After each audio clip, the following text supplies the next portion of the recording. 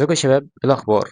ده باذن الله يكون اول فيديو انزله على السوشيال ميديا بتاعتي كلها. وبدايه عايز اعرفكم بالقناه يعني، وتعريف سريع كده، مقدمه سريعه. وبرضه احط لك في اي حته على الشاشه الوقت اللي بعد المقدمه علشان لو عايز تعمل لها سكيب. ففي الاول عايز اقول لكم القناه يعني هتمشي ازاي وايه نظامها وليه بدأنا مثلا أول فيديو بالسيستم إلى حد ما كبير زي ده، ورك فلو كبير في N8N. ولو أنت مش عارف يعني إيه ورك فلو هو اللي قدامك ده هو AI automation. ال AI automation في كذا سوفت وير ليه، زي N8N، ميك دوت كوم، زيبير، في كذا حاجة. أولا هنشرح N8N وكل ما يخص N8N، بعد كده ممكن نتفرع يعني لحاجة تانية، بس N8N هي أعتقد أقوى أداة. فالمهم السبب بقى اللي خلاني أبتدي أول فيديو بحاجة زي كده بدل ما نخش في الأساسيات. المفروض إن أنت تبدأ بالأساسيات وكده عشان يعني تبقوا فاهمين أصلا إيه اللي بيحصل. ولكن أنا شايف إن بداية زي ديت لحد ما ورك فلو او سيستم يجذب الانتباه، ممكن يعلم السبسكرايبرز والفولورز على السوشيال ميديا. ودوت يعني زي ما تقول هيفهم الناس ان الشخص ده اصلا هينزل كورس على ان بدل ما ابتدي بالكورس على طول. فاحنا اول اسبوع اسبوعين كده في القناه بوريكم الاداه، بوريكم ايه هو الاي اوتوميشن لو انت يعني في الصفر لسه خالص وما تعرفش وعايز تعرف ازاي تعلم المجال ده وتجيب عميل منه وتعمل منه فلوس. فالخطوات جايه واحده واحده يعني. ده كان السبب عشان كده احنا بدأنا بالسيستم لحد ما كبير او معقد شويه. خليني بقى دلوقتي اقول لك السيستم بتاع القناه بعد ما نخلص الاسبوع او الاسبوعين بتوعنا دول. لحد ما بنحاول ننزل فيهم حاجات عشوائيه شويه. بعد كده هنبتدي بالاساسيات وهنمشي في الطريق ده. أول حاجة هنشرحها في N8N هي أساسيات الأتمتة أو ال AI automation. بعد ما نشرح الأساسيات بشكل كويس جدا، حتى لو أنت مش مبتدئ هيفيدك إن أنت تسمع الأساسيات ديت من مرة تانية، لأن إحنا هنقول تريكس وحاجات يعني مش الكل يعرفها. بعد كده هنمشي ونخش على المشاريع السهلة ديت، هتبقى تطبيق. هو حتى واحنا بنشرح الأساسيات هنطبق عليها، عشان أنا مقتنع جدا إن مفيش حاجة اسمها إنك تتعلم بس بالقراية أو بالنظر كده. لازم تطبق، ولازم تشوف حد بيطبق وتطبق بعديه وبعد كده تطبق على حاجة مشابهة ليها.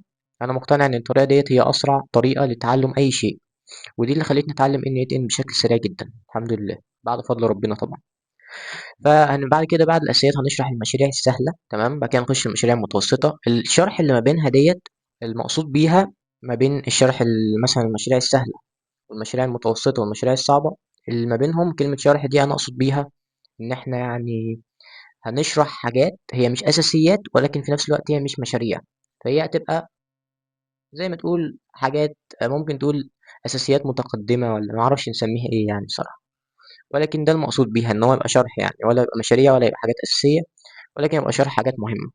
بعد كده هنخش على مشاريع. بعد المشاريع الصعبة هنخش على مشاريع من مواقع العمل الحر. مواقع العمل الحر زي أبورك زي فايبر. المواقع ديت بيبقى، لو انت مش عارف يعني، بيبقى فريلانسر وكلاينت. الكلاينت ده بيبقى منزل ان هو عايز مثلا واحد يبرمج لي السايت بتاعي، عايز واحد يعمل لي مش عارف ايه، ايميل كامبين، مش عارف الحاجات دي. بيبقى عايز فريلانسر يعني يعمل له حاجه، فبينزل مشاريع والفريلانسرز بييجوا يقدموا، هو بيختار واحد ويعمل له ويدفع له فلوس. دي موقع العمل الحر. فاحنا هناخد المشاريع اللي عليها، تمام، اللي تخص الاي اوتوميشن بان 8 ان وبميك دوت كوم وبزيبير وبكل حاجه يعني باذن الله. واللي احنا هنعمله ان احنا هناخد المشاريع دي الديسكريبشن بتاعها ونعمله احنا، نعمل مشاريع احنا بشكل عملي، نطبق احنا على المشاريع دي، بحيث ان انت تكون شفت ايه اللي ممكن يطلب منك انت كفريلانسر بتعرف تعمل اي اوتوميشن بين ايه اللي ممكن يطلب منك على ارض الواقع، مش مشاريع انا جايبها من خيالي ولا حاجه. بعد كده هنخش على الحته الاهم صراحه، وهي ازاي تجيب عميل. لان مش شرط كل العملاء اللي انت تجيبهم يبقوا من على موقع العمل الحر. انت ممكن تجيب عملاء بطرق كتير جدا تانية هنشرحها كلها بالتفصيل في الجزئية ديت في الكورس بتاعنا. بعد كده هنعمل تطبيق عملي. التطبيق العملي ده مقصود بيه هنا ان احنا هنطبق عملي ازاي بنجيب عميل، يعني باختصار هوريك انا ازاي بجيب العملاء بتوعي. ده التطبيق العملي يعني في فيديو، اعتقد حاجة مفيش كتير قوي بيعملوها على اليوتيوب، فممكن تفيد ناس كتير بالذات الفريلانسرز اللي يعني مش عارفين العملاء بيتجابوا ازاي. بعد كده هنتعلم ازاي نسلم الورك فلو. ولو انت يعني لسه جديد وما تعرفش ايه الورك فلو او ايه اصلا N8N، فمن الاخر الورك فلو ده هو ده. الورك فلو هو ده سيستم انت بتبنيه وبعد كده المفروض تسلمه للعميل بطريقه يعني بروفيشنال الى حد ما، تمام. فاحنا هنتعلم ايه الطريقه ديت، وازاي يعني ايه كل طرق التسليم، وازاي كمان نسعر نسعر الورك فلو، يعني ازاي تبيعه بسعر آم، مربح ليك، وفي نفس الوقت ما تبقاش مغلي قوي. يعني ازاي تسعره، ازاي تحط السعر بشكل صحيح. وهي دي كل حاجة يعني احنا ايه هنشرحها في الكورس ده لما نبتدي. بس حاليا خلينا نخش في الورك فلو دوت، واوريكم يعني ايه هو ان ات ان وايه اللي ان ات ان يقدر يعمله، وخلي الورك فلو ده المثال الاول لشرح ايه هو ان ات ان. فلو انت متحمس للكورس ده اللي احنا هنبتديه، اعمل لايك سبسكرايب وشير، وبرضه بص على السوشيال ميديا الباقية بتاعتي، خد لفة كده عليها سريعة، بحيث ان كل ما يعني الانتشار بتاعي يبقى اسرع في الاسبوعين دول، كل ما ممكن نسرع في بداية الكورس. يعني ممكن الكورس ده نبتديه الأسبوع الجاي، ممكن بعد 5 أيام، على حسب بصراحة الانتشار. لما أحس إن إحنا جمعنا شوية ناس كده، يعني في ناس أصلا عرفت إن أنا هعمل كورس أساسا. تمام. طيب خلينا بقى نخش على شرح السيستم اللي معانا النهاردة، ونشوف أصلا هو بيعمل إيه، وإيه كل اللي قدامنا ده، يعني إيه المنظر ده كله. فبداية خلينا نفهم السيستم ده بيبتدي إزاي أو بيشتغل إزاي. السيستم ده بيبتدي بالتريجر ده. طبعا الحاجات دي كلها نرجع نشرحها بشكل يعني أعمق بكتير، ولكن زي ما قلت لكم الفيديو دوت خد فكرة عن ان ات ان، في نفس الوقت يعني نساعد على الانتشار شوية قبل ما نبتدي بالكورس بتاعنا اللي هيتضمن الحاجات اللي أنا قلت لكم عليها كلها. تمام. فالورك فلو ده بيبتدي لما أنت تشوف في التليجرام بتقدر تعمل بوتات. بتيجي بس على التليجرام، لو أنت ما عندكش بوت فودر ده ظاهر، هتيجي وهتكتب بوت فودر، هتيجي تدوس عليه، هيفتح معاك حاجة زي كده. هتبقى طبعا يعني لسه الصفحة في أولها. هتيجي تقوم دايس تقوم كاتب له مسج سلاش نيو بوت، هتظهر لك أول واحدة. هيسألك عايز البوت يبقى اسمه ايه، تديله أي اسم أيا كان. يعني خلينا الوقت ايه نعمل على السريع كده. يقول لك it must end with a bot، يعني لازم تبقى كاتب بوت في الآخر.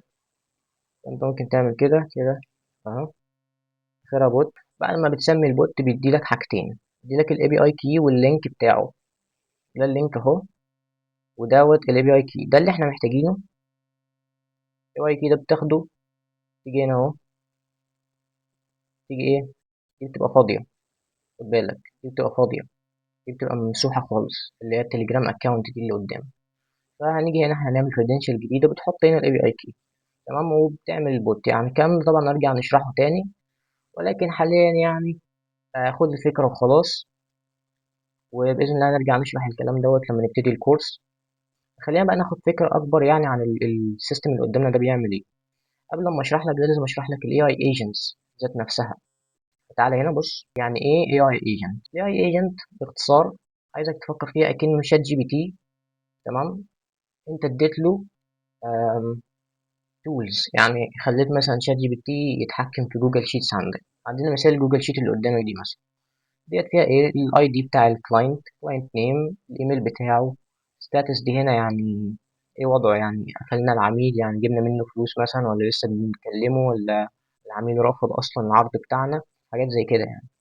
والدي الفاليو هو طبعا جوجل شيت ده انا اللي عامله، يعني هو مش شرط الحاجات دي تبقى موجوده في جوجل شيت لو انت مش عارف ايه هو جوجل شيتس. بس هو زي اكسل كده، مايكروسوفت اكسل ده من مايكروسوفت، وجوجل شيتس ده من جوجل. النوتس والديل، فانا جيت هنا كأن ال AI agent ده شات جي بي تي جوه او عنده اكسس للجوجل شيت ده.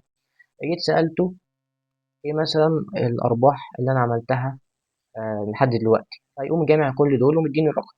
صح، هو ده باختصار ال AI agent. خلينا نرجع بقى للي احنا كنا شايفينه. عشان تعمل اي AI agent انت محتاج 4 حاجات، منهم 3، منهم 2 اساسيين. الحاجة الاولى هي الشات موديل. عشان قلت لك انت بتبقى حاطط شات جي بي تي جواه، هو شات جي بي تي ده تبع اوبن اي اي.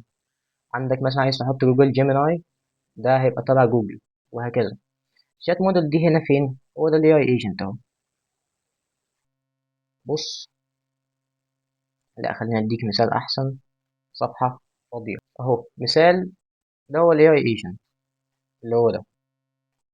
محتاج 3 حاجات، منهم 2 اساسيتين. وفي سيستم برومبت مش ضروري قوي، مش كل مره بيتحط، زي التولز كده مش كل مره لازم يبقى فيه تول. المهم شات موديل. ميموري برضو مش حاجه اساسيه لو انت يعني مش عايزه يفتكر الكلام اللي اتقال قبل كده. بمعنى انا قلت له احسب لي مثلا الارباح زي ما شفنا هنا، احسب لي الارباح، وهو قالها لي. لو جيت سالته عن الارباح وانا مش حاطط له ميموري، اكنه ما يعرفهاش، ينساها. لكن لو حطيت له ميموري هيبقى فاكرها. فالميموري تقدر تقول ان هي اساسيه لو انت بتبني حاجه محتاجه ان الاي اي ايجنت ده يبقى فاكر اللي اتقال قبل كده. تمام. ده كله هنشرحه بالتفصيل مره تانية، واقول بس لما نبتدي الكورس. خد فكره دلوقتي، خد فكره عامه، عشان لو انت مش فاهم اي اي اوتوميشن يعني ايه اصلا، اديك كده بتعرف شويه شويه عنه. تمام. هي دي الشات مودلز اللي موجوده حاليا في ان ات ان. منهم شات جي بي تي اهو، وده دوت هو جوجل جيميناي تبع جوجل. في ديب سيك اللي هو الصيني ده اللي اتشهر اخر فتره. وعندك انثروبيك، دي اللي هو كلود. لو محدش عارف ايه كلود ده، كلود ده برضو ال ال ام. و ال ال ام يعني لارج لانجويج موديل. متأكد ان انت شفته قبل كده. كلود ده يعني برضو معروف ان هو من احسن الاي ايز في الكودينج. كلود اهو، هو ده. تمام. انا بتيجي هنا تقدر تركب حاجات زي يعني جوجل جيميناي، شات جي بي تي، وبتركبه وتحط طبعا كريدنشالز. الكريدنشالز هنا عشان تحطها كل اللي محتاجه هو الاي بي اي كي. الاي بي اي كي والتفاصيل دي كلها هنجيلها، بس مش عايز الفيديو ده يطول قوي، فخلينا دلوقتي ناخد فكرة عامة. بس هو يعني بتدفع فلوس أقل حاجة $5، وبتقعد كتير. يعني $5 دي في التجارب قعدت معايا تقريبا بقالها 10 شهور، ومتبقي منها لسه أكتر من النص أصلا. التفاصيل دي هنيجي وهنشرحها تاني، بس دلوقتي خد فكرة عامة. بتحط من هنا الشات موديل عشان هو يعرف يفكر بيه. الشات موديل بيساعد ال AI agent، هو كأنه دماغه يفكر بيه. تمام. دي كده أول حاجة. تاني حاجة ميموري. عندك أنواع كتير من الميموريز، ولكن خلينا في البسيطة دلوقتي. سيمبل ميموري، كل اللي بتعمله إن أنت بس بتحطها.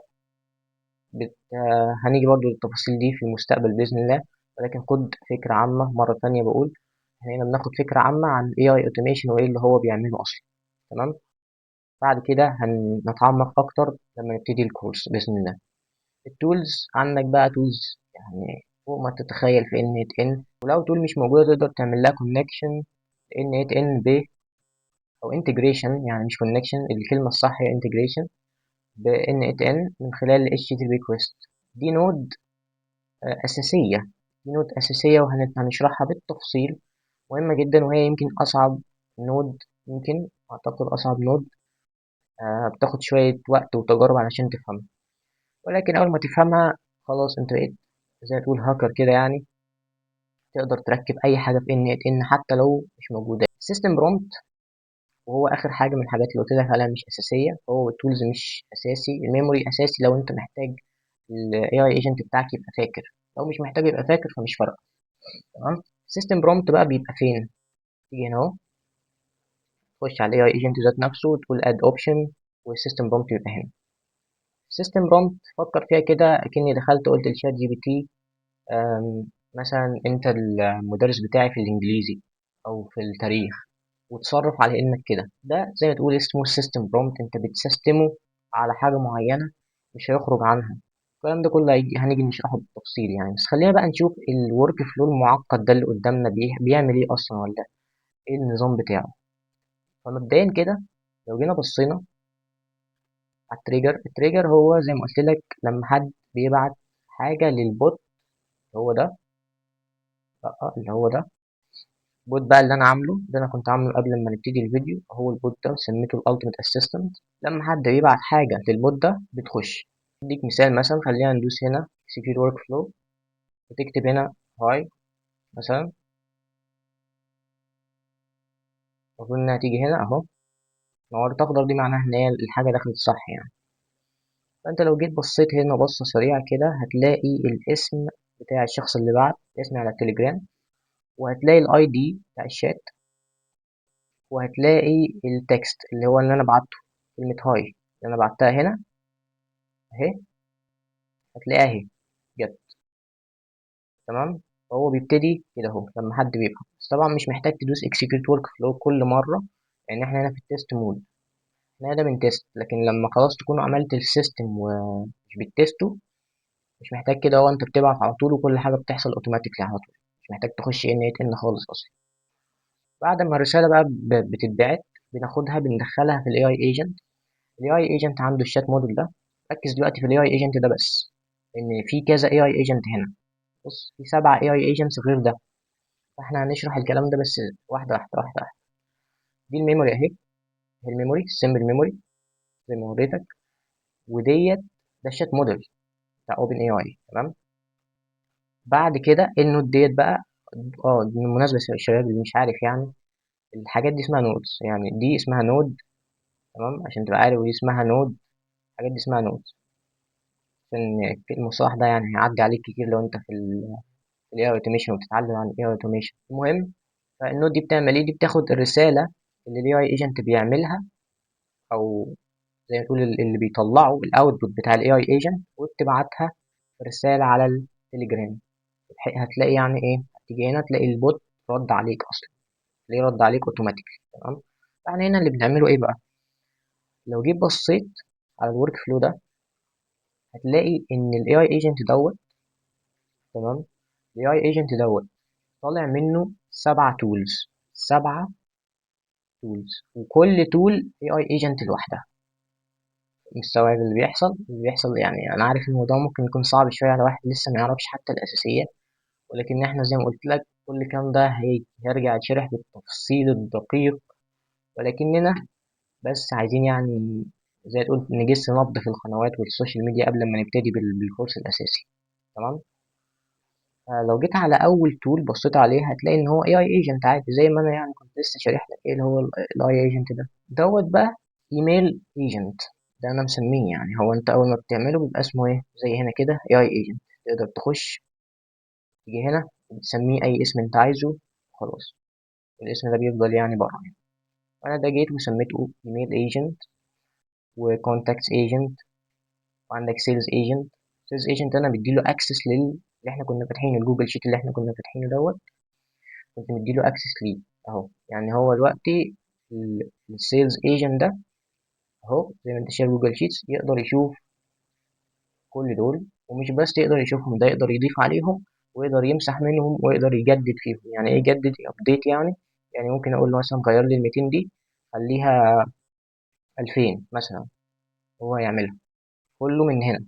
كله بقى مش من هنا، من تليجرام، وانت بتكلم البوت على التليجرام. وهنشوف مثال قريب. عندك جوجل درايف برضو بتقدر تعمل حاجات كتير، بس احنا مش هنقدر دلوقتي نتعمق في كل حاجة من دي لأن الفيديو هيطول جدا. فخلينا الوقت ايه على السريع كده يعني، ناخد فكرة عامة، وهنعمل مثلا جزء تاني نشرح فيه كل ايجنت من دول بشكل أعمق. تمام.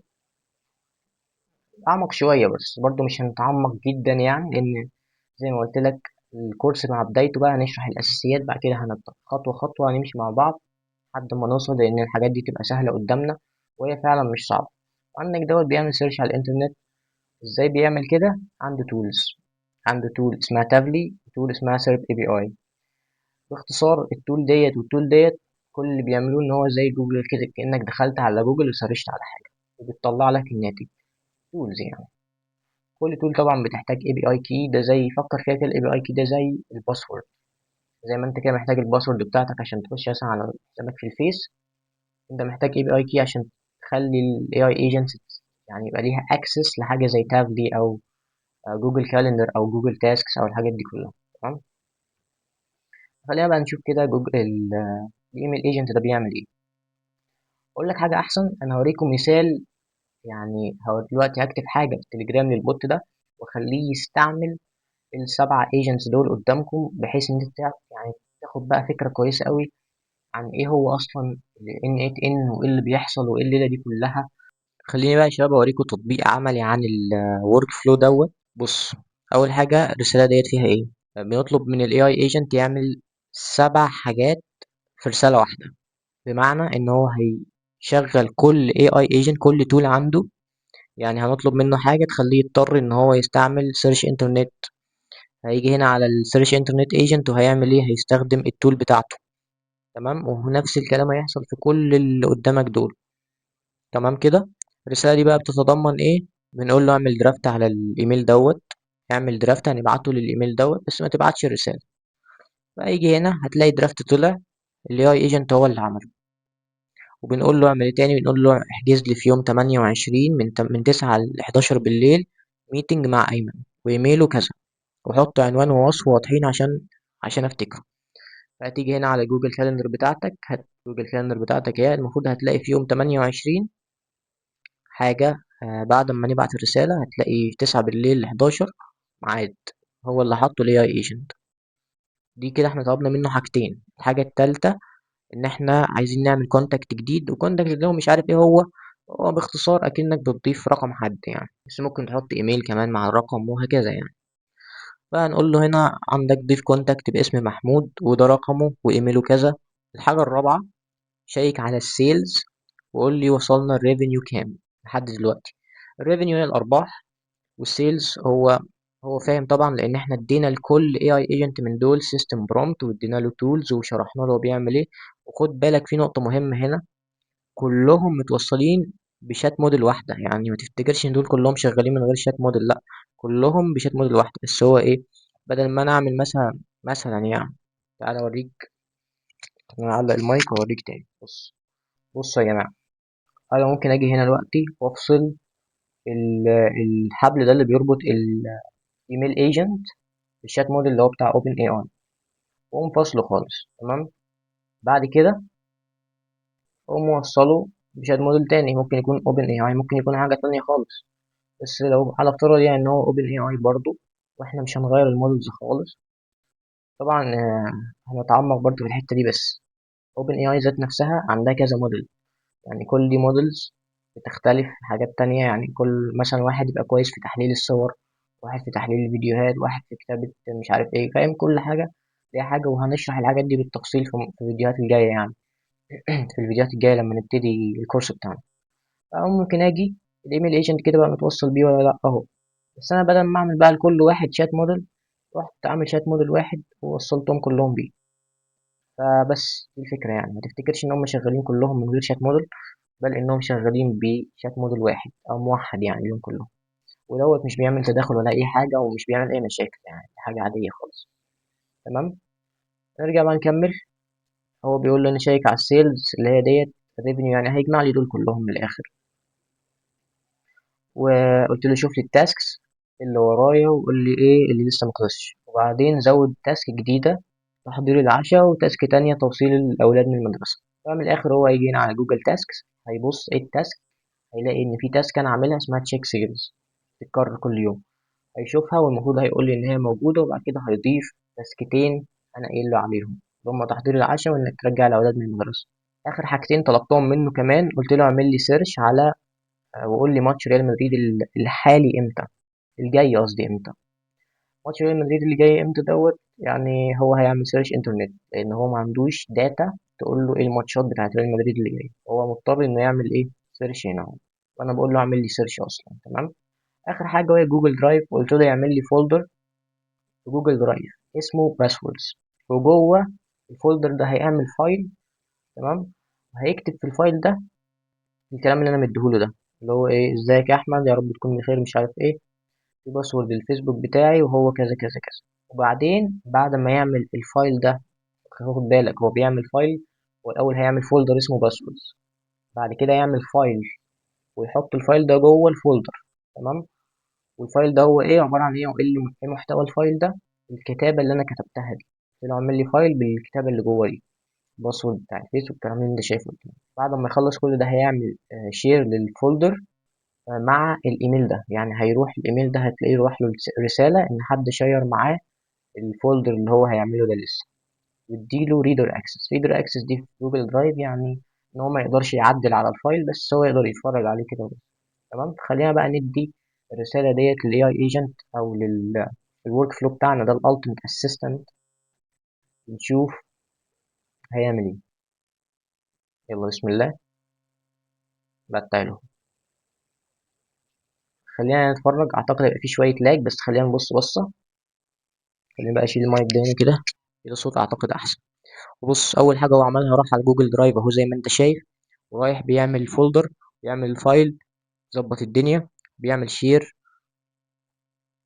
بس الدنيا تقيلة علشان الجهاز بتاعي مش قوي قوي.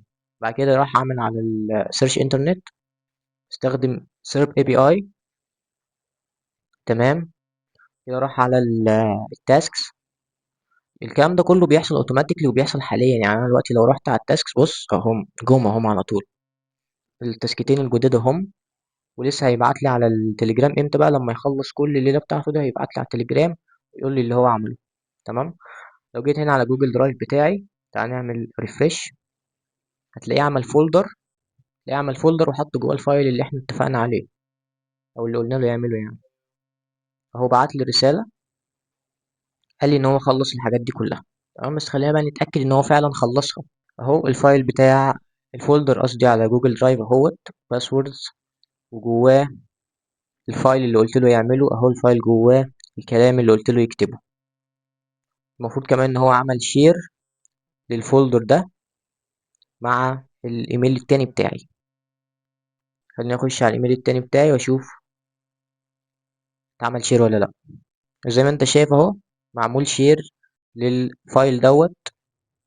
اهو نفس الفايل، عمل شير للفايل مع الايميل التاني بتاعي، والتوقيت اهو قدامك، عشان يعني ما تقولش وقفت الفيديو ورحت عملتها، لا، ده كله بيحصل بان ات ان. فكده هو خلص الحاجه الاولى في جوجل درايف. تمام، عمل التاسك بتاعه، عمل اللي انا طلبته منه زي الفل. تعالى بقى نروح نشوف الحاجه التانية اللي هي التاسكس. دي وريتها لك وهو شغال. هو هو المفروض راح بص على التاسك ديت اللي كانت محطوطه اوريدي، وهيقول لي ايه هي على التليجرام. بس انا قلت له ضيف اتنين تانيين اهم: تحضير العشاء، توصيل الاولاد من المدرسه. تمام، وحطهم زي الفل. الكونتاكتس، تعال نعمل ريفرش، والمفروض ان هو يكون ضاف شخص باسم محمود وبايميل اللي احنا قلنا له عليه. اهو الرقم اللي احنا قلنا له عليه، محمود اهو بالرقم اللي قلنا له عليه وبالايميل اللي قلنا له عليه، زي الفل. بس كده هو عملها برضو صح. جينا بقى على جوجل كالندر، المفروض اهو زي ما انت شايف يوم 28، زي ما اتفقنا قلنا له من 9 ل 11 اعمل لي ميعاد، واكتب ديسكريبشن والتايتل انت اكتبه من نفسك. عشان انا هنا ايه، رحت شرحت له على التليجرام وانا بقول له، قلت له الميتنج ده هيبقى عن ايه يعني. كل اللي قلت له ان هو ميتنج وذ ايمن، ما قلتلوش حاجه تانية. فهو راح مسميه كده اهو زي الفل، وعمل دي برضو صح. تعالى نقفل بقى. ايه الحاجه تقريبا الخامسه اللي هو طلبت منه يعملها؟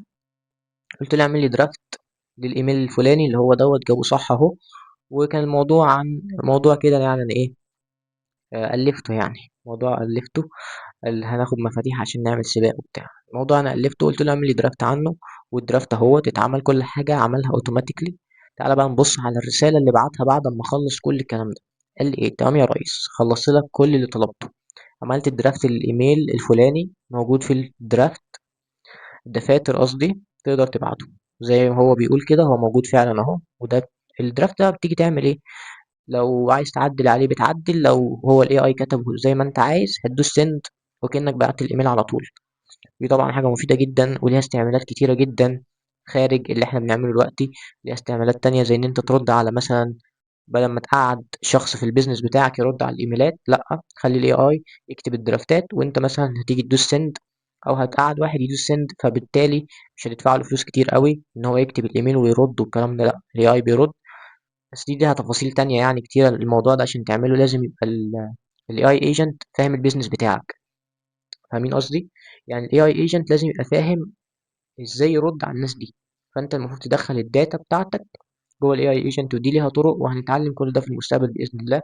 بس زي ما قلت لك دلوقتي احنا بناخد فكره عامه، ويعني خد فكره، كل الكلام ده هنرجع ونشرحه بشكل ادق بكتير طبعا باذن الله. تمام. تمام. طبعا لو عايزين برضو تعرفوا يعني ازاي احنا بنبني بقى النود نود والكلام ده كله والتولز، هي يعني بص، عندك مثلا كل حاجه ليها تولز كتير، في حاجات ليها تولز كتيرة وفي حاجات ليها تولز قليلة. فايه الاختلافات والكلام ده كله دوت هيبقى في الجزء التاني بإذن الله. بس احنا دلوقتي بناخد فكرة عامة. الجزء التاني لما ننزله عن شرح الورك فلو ده، اللي احنا هنشرحه هو كل واحد من السبع ايجنتس دول، هنشرحه بقى بشكل مفصل اكتر الى حد ما. تعال نكمل. اول حاجه هو قال لي ان أنا عمل الدرافت والكلام دوت، وهو عمله فعلا زي الفل. تاني حاجه حجزت لك ميتنج مع ايمن، ده اللي احنا شفناه في جوجل كالندر، هو عمله برضه. وضفت لك كونتاكت باسم محمود ورقمه كذا وايميله كذا، برضه شفناه واتاكدنا انه عملها. السيلز بقى انا قلت له ايه؟ قلت له اجمع لي دول، مجموعهم كام دول؟ 1000، 1200، ده هيبقى 11600 وشويه. هو راح اهو حسبهم، وصلنا للإيرادات 11658 لحد دلوقتي فيل سيلز. جابها صح لأن مديله أكسس ليها. عندك 3 مهام لسه مش متعاملين، مش معمولين، معرفش كتابة غلط تقريبا. تحضير العشاء، توصيل الأولاد من المدرسة، وتشيك سيلز. تشيك سيلز دي اللي أنا كنت اوريدي كاتبها وقلت له زودت 2. تمام، هو راح زودهم وقال لي بقى كل اللي ناقص عليا من التاسكس في جوجل تاسكس. تمام. ماتش ريال مدريد اللي جاي بكرة الساعة 3 ضد الفريق دوت في لا ليج. بصراحة مش بتابع كورة فما اعرفش الكلام ده صح ولا لأ، بس أعتقد إن هو الكلام ده صح، واللي متابع برضه يقول لنا. عملت لك فولدر جديد في جوجل درايف اسمه باسوردز، وده احنا شفناه الكلام ده هو فعلا عمله وادى اكسس للايميل اللي قلنا له عليه. ولو عايز اي حاجة تاني او تكمل حاجة قول لي. زي ما انت شايف ده مثال للورك فلو اللي قدامك ده. اديته 7 حاجات يعملها في رسالة واحدة بس، وعملهم كلهم صح. فانت متخيل القوة بقى اللي ممكن تطلعها من حاجة زي كده. لا، مجال هايل بصراحة ان انت تبتدي فيه، وانا برشح لك ان انت تبتدي في الاي اوتوميشن. مجال حلو جدا، ممتع، مفيد، ومطلوب في البيزنسز، مطلوب في كل حتة. ال AI ينفع يشتغل فيها يعني. الاوتوميشن اصلا موجود من زمان، ولكن كونه ان هو دخل له ال AI دي حاجة يعني جديدة شوية، بقالها سنة تقريبا، بقالها سنة سنة ونص كده منتشرة. ومجال حلو يعني. أنا بنصحك تشترك في القناة، تعمل لايك وشير والحاجات دي كلها، علشان نبتدي الكورس، علشان نتعلم أسرع وأنا ابتدي أسرع، وكل يعني الدنيا تمشي علينا كلنا. تمام. بس كده يا شباب، ده اللي كنت هتكلم عليه في الفيديو دوت. بإذن الله الجزء التاني هنشرح فيه يعني تفصيل شوية بقى عن ال7 ايجنتس دول. وبعد أسبوعين بقى ممكن نبتدي يعني إن احنا ننزل الكورس اللي أنا وريته لكم، وتفاصيله بقى من أول الأساسيات لحد إزاي نجيب عميل ونسلم ورك فلو والحاجات دي كلها، وشرح بقى تفصيلي ومبسط على الآخر يعني. أبسط من كده بكتير، بس دلوقتي زي ما تقول أنا بجس نبض في القناة والسوشيال ميديا عندي. بحاول أجمع ناس أقول للناس إن أنا أصلا هنزل كورس عشان يبقى في حد متابع، بدل ما انزل بالكورس على طول. فاهمين قصدي؟ بس جاي يعني باذن الله كله جاي. فاشترك في القناه متنساش. عايز بقى اوريك ازاي تقدر تجيب الورك فلو دي وتحطها عندك في ان 8 ان. مبدئيا ان 8 ان بيديك 14 يوم ببلاش، تقدر تفضل تعمل حسابات يعني وتاخدهم. وده اللي انا بعمله حاليا. ممكن برضو تسيلف هوست، بس مش هنخش قوي في تفاصيل السيلف هوستنج يعني وهوستنج والحاجات دي كلها في فيديوهات جايه باذن الله. ولكن حاليا لو انت عايز تطبق او تجرب السيستم دوت زي ما هو كده بنفسك، انا هبعتهولك. كل اللي هتعمله ان انت هتيجي، بص، لما تستلم الفايل بتيجي هنا بتدوس على ال3 نقط دول، بتدوس import from file. تمام، وبتختار الفايل. بس كده، تختار الفايل. مثلا الفايل دوت اهو، هتيجي تختاره هيطلع عندك الورك فلو زي ما هو كده. مش هتحتاج تعمل اي حاجه غير ان انت تحط الكريدنشالز بتاعتك في كل تطبيق او في كل تول يعني. يعني مثلا الكونتاكتس، هتيجي هنا مش هيبقى عندك لسه اي حسابات، فدي هتبقى فاضيه خالص. هتقوم جاي دايس create new credential وهتسجل بالجوجل بتاعك. وكله كده، كله بيمشي كده لان كلهم من جوجل اصلا. ما عدا دوت سيرب اي بي اي برضه من جوجل، ولكن محتاج اي بي اي كي، وتافلي برضه محتاج اي بي اي كي. موضوع بسيط يعني، هتخش تكتب سيرب اي بي اي وتكتب تافلي، سجل اعمل حساب، خد الاي بي اي كي وحطه هنا. هتيجي هتدوس في التول ديت تدوس create credential، حط الاي بي اي كي بتاعك، وبس جود تو جو. فازاي تاخد بقى الورك فلو دوت او الفايل دوت اللي انت هتعمل له امبورت من ال3 نقط ديت كده، عشان تعمل له امبورت من هنا.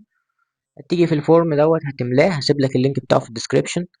هتيجي هتملى الفورم، تدوس سبميت، هتتبعت لك رسالة على الايميل بتاعك، الايميل اللي انت حطيته. خد بالك، حط هنا ايميل اللي انت عايز تستلم عليه الورك فلو. تمام، هتحطه هيتبعت لك رسالة. الرسالة ديت هيبقى فيها صفحة نوشن. الصفحة دي بتشرح لك السيستم بشكل سريع، وبتقول لك مثلا السيستم ده مين ممكن يستفيد منه، تبيعه لمين، والحاجات دي كلها يعني التفاصيل دي كلها. بعد كده وهيبقى طبعا صفحة نوشن دي يبقى فيها برضو الفايل اللي انت هتعمل له import، هتنزله، تعمل له import في ان بتاعك، سواء انت سيلف هوست او سواء انت بتستعمل ان في الكلاود. كلاود ان اللي هو ان على صفحتهم دوت اي او. سيلف هوست ان انت تعمل له سيلف هوستنج على هوستنجر، والكلام ده هنجيله بالتفاصيل يعني. ولكن مش دلوقتي يعني، اعتقد دي في مراحل قدام شويه في الفيديوهات، لما نخش يعني في المشاريع البسيطه وكده نبقى نشرح الحوار بتاع السيلف هوستنج ده وبتعمل ايه وايه الكلام ده اصلا كله. تمام. بس كده يا شباب، ده الفيديو بصراحه. الفيديو يعني زي ما تقول تعريفي شويه عن ان ات ان والاي اي اوتوميشن. خد فكره بس، يعني ما تفتكرش ان هو ده الشرح، لا ده الشرح هيبقى بسيط جدا لما ناخد حاجه واحده، يعني حته حته نفصص المواضيع دي حته حته. بس زي ما قلت لك انا مش بشرح هنا شرح كامل، بل اني بس جاي اجس نبض القناه والسوشيال ميديا عندي، علشان نساعد على الانتشار شويه قبل ما نبتدي ننزل الكورس بتاعنا. اه، قبل ما اختم الفيديو عايز اقول حاجه بس، متنساش ان تاخد الفايل وتعمل import وتاخده هنا تجربه بقى، يعني تحط الكريدنشالز بتاعتك وتجرب بقى تشوف يعني ايه الوضع ده، ايه الحاجات دي، تجرب بنفسك، تجرب تكتب له على التليجرام. طبعا انا وريتك برضو في الاول الفيديو ازاي بتعمل بوت على التليجرام علشان تعمل البوت بتاعك وتحط الكريدنشالز بتاعتك هنا اهو. تمام. كل حاجة يعني هتلاقيها بسيطة، انت بس هتنزله وتحط كريدنشالز التليجرام والحاجات بتاعت السبع ايجنتس اللي قدامك وبس. ممكن تحتاج برضو الاوبن اي اي، ده بيكلف فلوس. لو انت عايز تعمل دلوقتي حل يعني ببلاش عشان بس تجرب تخلي السيستم يشتغل، هتيجي على اوبن راوتر. اوبن راوتر ديت هي سوفت وير باختصار، يعني كل اللي بتعمله ان هي بدل ما انت بتدفع مثلا $5 لاوبن اي اي اللي هي 250 جنيه الاوبن اي اي وشويه لجوجل وشويه مش عارف ايه، لا دي بتدفع، انت بتدفع في حته واحده وهي بتتوزع على، يعني انت بتختار اي موديل بقى انت عايزه، سواء من جوجل من اوبن اي اي من اي حته انت بتختاره، وبيبقى كله تبع اوبن راوتر شات موديل اللي هو النود ديت. فانت بتيجي هنا عايز اي بي اي كي، طبعا دي ليها تسجيل برضو، وبرضو بتدفع $5 بس. في اعتقد موديلز ببلاش تقدر تجرب عليها. ولو انت برضو مش عارف يعني اوبن راوتر شويه رخم عليك، وهنعمل عنه فيديو باذن الله في المستقبل برضو اكيد، بس احنا بنتكلم دلوقتي يعني علشان لو عايز تشغل السيستم ده هتعمل ايه.